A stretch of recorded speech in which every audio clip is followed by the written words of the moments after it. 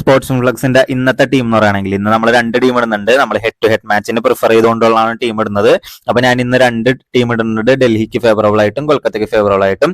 ഒന്നാമത്തെ ടീം എന്ന് പറയുകയാണെന്നുണ്ടെങ്കിൽ Philip Salt, Rishabh Pant, David Warner, Shreyas Iyer, Sunil Narine, Mitchell Marsh, Andrew Russell, Akshar Patel, Mukesh Kumar, Khaleel Ahmed, അതുപോലെ ഹർഷിത് റാണ.